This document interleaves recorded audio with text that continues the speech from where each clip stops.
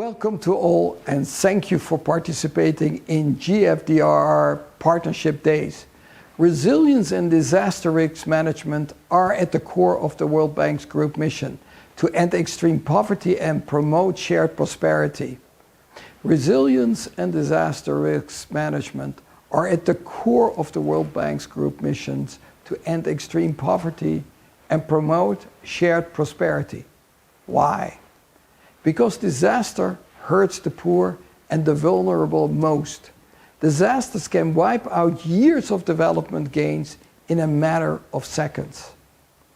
Many of these vulnerable people live in the 74 of the world's poorest countries, those served by the International Development Association, the World Bank's Fund for the Poorest Countries. It's ironic. The poorest people in the world contribute the least to climate change and yet suffer the most from its impact. Over the last decade, IDA countries have been hit by nearly 8 times as many natural disasters relative to the 1980s. Small island developing states and fragile and conflict-affected countries also face high climate risk for unique but equally pressing reasons. But to thrive and compete in the rapidly changing post-pandemic world, IDA countries must simultaneously address increasing climate impact, strengthen resilience to shock, and seek green and inclusive growth.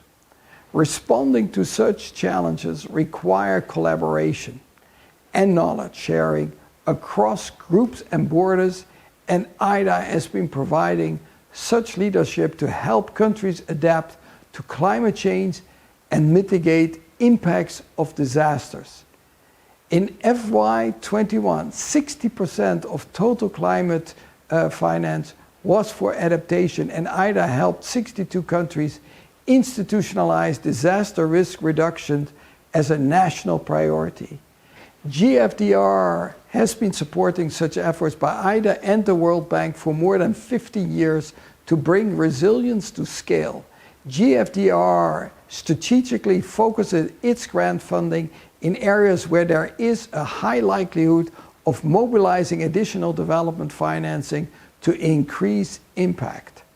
The most recent example of GFDRR and the World Bank collaboration is in Tonga, following the devastating volcanic eruption and tsunami on January 15th that sent tsunami warnings as far as the United States. We moved swiftly to disperse an initial $8 million funded through IDA to address Tonga's most urgent needs. This was made possible because of a disaster risk financing mechanism that was already in place, supported by technical assistance from GFDRR. GFDRR's grants are also supporting the World Bank's assessment for damage, reconstruction and recovery needs.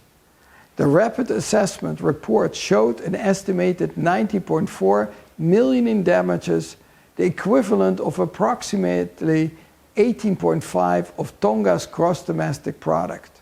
Emergency preparedness and response systems are the first line of defense against natural hazards, climate change, pandemic, etc. And GFDRR helps lay the groundwork for these as well. For example, our ongoing resilience building program in Tonga, also supported by GFDRR, built emergency operating centers that were immediately activated in response to the eruption.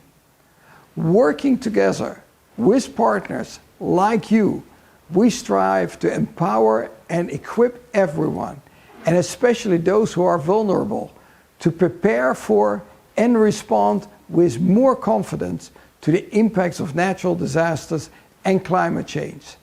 Thank you, and I hope you have an engaging discussion on this topic today.